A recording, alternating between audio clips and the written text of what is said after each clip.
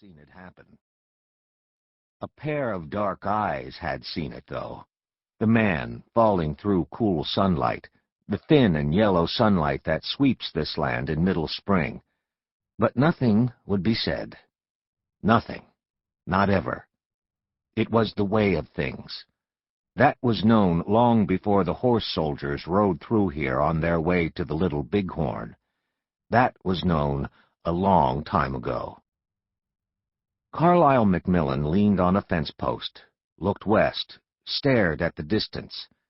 Great run of empty space, broken only by an occasional butte.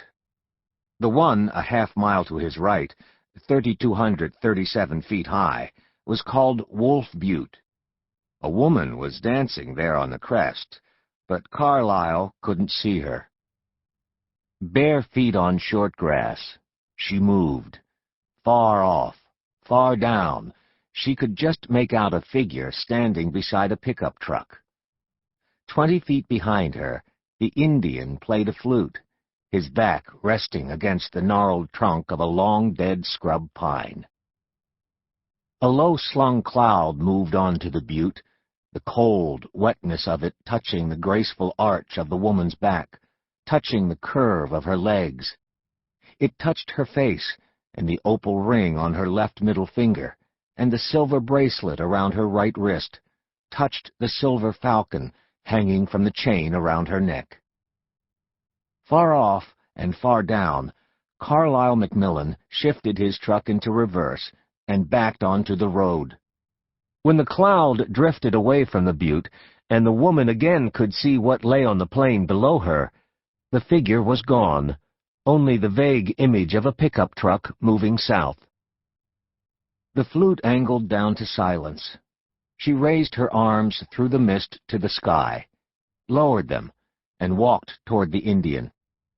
He was old, but his body was hard like fence wire, and she settled onto him. The wind was light and cool and wet. Close to her, he could smell the sandalwood with which she had bathed that morning. The rain lifted for a moment, and over the Indian's shoulder she watched the hawk flying toward a cliff, the same one from which her father had glimpsed the earth rising toward him. Looking back on it, if Carlisle McMillan had known what lay ahead of him, he might not have stopped in Salamander that first night, might have kept right on going through and out the other side of Yerkes County. Too damn much grief, as it turned out, for a man doing nothing except trying to find some peace and quiet. That's what he once said. Easy to understand why he might say that. His recollections were still clear and hard-formed. Sirens, men shouting, dust climbing high and fast into morning skies, fires on the crest of Wolf Butte, and the slow downward slide of anything resembling justice and plain dealing. Carlisle's jaw tightened when he talked about that part of it. Then he would shift over to a half-smile. But there were compensations. On balance, I'd do it over again. Of course he would. How many women could you find like Susanna Benteen? Or Gallie Devereaux, for that matter? Pretty close to none. Susanna and Gallie, and what came to be known as the Yerkes County War, feathered out the boy, made him stand upright and lurch forward into manhood. Carlisle admitted it. He came into Yerkes County from the north late on that August day, stopped and looked at the country around him. The roll of short grass, Wolf Butte to his right, mist, easy wind, silence. Heading south again on the red dirt road, he hit pavement after a few miles. Route 41. He looked at his map. Full dark coming in an hour or so. A little town east about 6 miles. In the other direction, the next place of any size was Casper, Wyoming, 300 miles southwest. 15 driving minutes later, Carlisle squinted past the slap of his windshield wipers and saw the 4 cylindrical towers of a grain elevator ahead. Sign on the edge of town. Welcome to Salamander. Population, 942.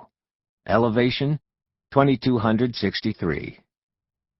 The sign was battered, needed a new paint job. 3 bullet holes were grouped within the O in welcome. Problematical greeting. He moved slowly along the highway, doubling as Main Street, the town spreading out a block or two on either side of the commercial district and 5 blocks beyond it at the ends. Merchants along Main Street were shutting their front doors at the end of the day.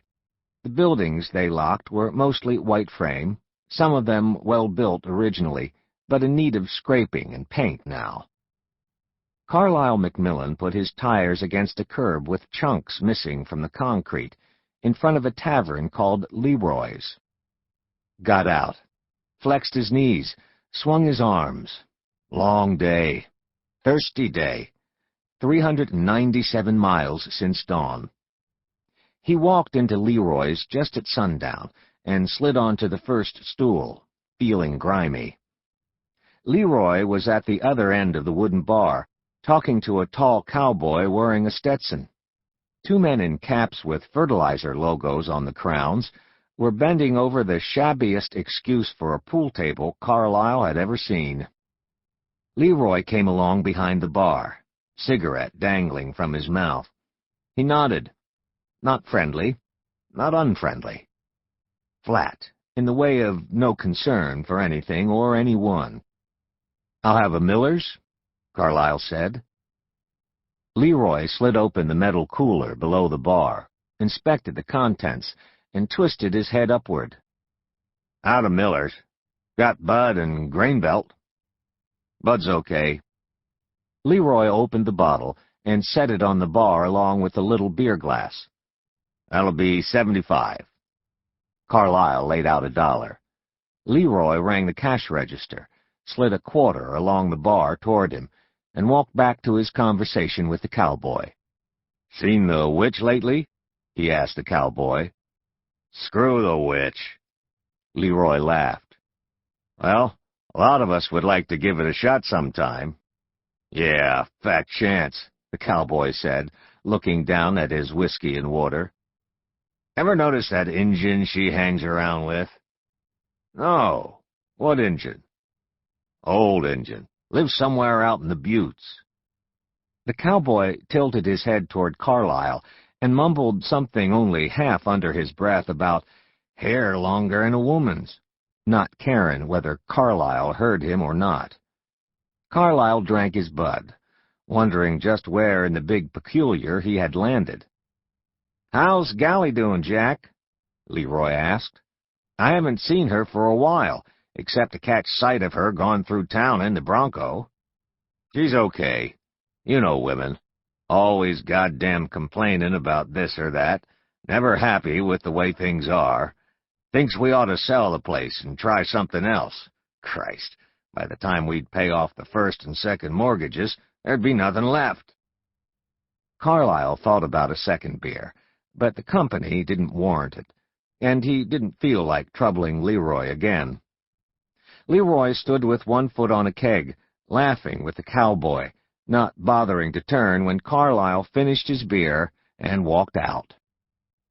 As he put his Red Wing lace-ups on the sidewalk outside Leroy's, Carlisle's first observation was that an elderly man was watching him from a second-floor window across the street, above what used to be Lester's TV and appliance.